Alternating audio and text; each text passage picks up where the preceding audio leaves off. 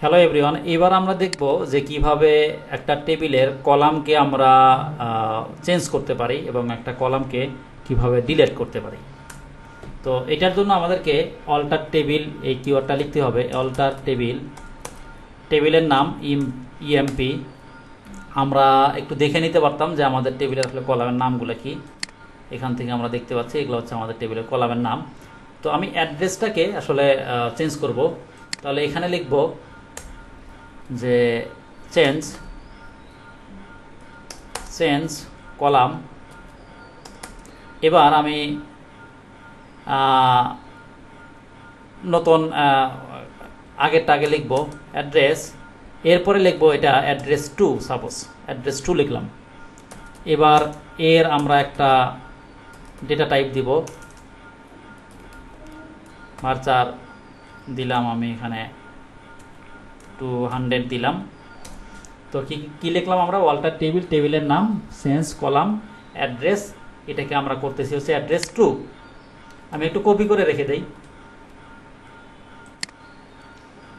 আমার address to হয়ে গেছে এখানে দেখতে পাচ্ছেন, অথবা আপনি স্ট্রাকচারে গেলেও দেখতে পারবেন যে এখানে সরি দেখতে পারবেন অ্যাড্রেস টু হয়ে গেছে, অথবা এসকিউএলে গেলেও আপনি এখান থেকে এই দেখতে পারবেন,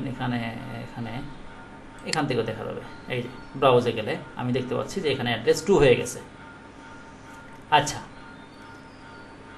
এখন আমি কি করলাম যে আমার যে এক্সিস্টিং যে কলামটা ছিল অ্যাড্রেস সেটাকে আমি অ্যাড্রেস টুতে চেঞ্জ করে নিলাম এবং এটা কিন্তু আমার অ্যাড্রেস টু হয়ে গেল। আচ্ছা, এইবার দেখবো যে অ্যাড্রেস টুকে আমি কিভাবে ড্রপ করতে পারি, ডিলিট করতে পারি। তাহলে আমি এখানে বলবো যে অল্টার টেবিল, আবারও বলতে হবে অল্টার টেবিল, তারপরে কি ইএমপি। হ্যাঁ, এরপরে আমি এখানে লিখবো হচ্ছে যেহেতু ড্রপ করতেছি তাহলে আমাকে ড্রপ লিখতে হবে। ড্রপ কি করতেছি? ড্রপ কলাম করতেছি, মানে কলামকে ড্রপ করতেছি। হ্যাঁ, তো আমাকে লিখতে হবে ড্রপ কলাম। এবার কোন কলামকে আমি ড্রপ করতে চাচ্ছি সেটাকে আমার এখানে লিখে দিতে হবে। তাহলে কোন কলামকে আমি ড্রপ করতে চাচ্ছি? আমি সাপোজ অ্যাড্রেস টুকে ড্রপ করতে চাচ্ছি। আমি শুধু এতটুকুন বলে দিব, হ্যাঁ, যে অল্টার টেবিল, টেবিলের নাম, তারপরে ড্রপ কলাম, যেহেতু আমি কলামকে ড্রপ করব, তারপরে কোন কলামকে ড্রপ করব শুধু এতটুকুন আমি লিখে দেব। লিখে দিয়ে এবার আমি দেখি যে আমার টেবিলটা আসলে ড্রপ হয় কিনা।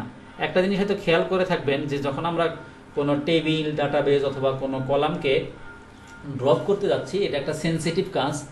সো এটা মানুষের যাতে ভুল না হয়ে যায় এই জন্যই আমাদেরকে একটা ওয়ার্নিং দিচ্ছে যে আসলে আপনি কি ড্রপ করতে চান। মানে এই ওয়ার্নিংটা না দিলে অনেক সময় অসতর্কতা বশত অনেক সময় হয়তো বা ড্রপ হয়ে যেতে পারে। তো যেহেতু আমি মানে যাতে আমার অসতর্কতা বশতও আমার ড্রপ না হয়ে যায় সেই জন্য আমাকে একটা ওয়ার্নিং দিচ্ছে বা মেসেজ দিচ্ছে। এবার যদি আমি ওকে দেই তাহলে আমার আলটিমেটলি টেবিলটার কলামটা ড্রপ হয়ে গেছে। তো এখন আমরা দেখতে পারবো যে আমার ওই কলামটার এক্সিস্ট করতেছে না, আমার অ্যাড্রেস টুটা কলামটা নাই। তো এখান থেকে আমরা দেখলাম যে টেবিলের কলামকে কিভাবে একটা কলামের নামটা কিভাবে চেঞ্জ করতে হয়। মানে নাম বলতে অন্য একটা টেবিলতে আমি অন্য একটা কলাম দিয়ে চেঞ্জ করে নিচ্ছি। আগের কলামটা কিন্তু নাই, আগের কলামে ছিল সাপোজ আমার অ্যাড্রেস, ওর যে ডেটা টাইপ সেটাও কিন্তু আমার থাকবে না, নতুন একটা কলাম আমার যুক্ত হচ্ছে এবং একটা কলাম কিভাবে ড্রপ করতে হয় সেই জিনিসটা আমরা দেখে নিলাম।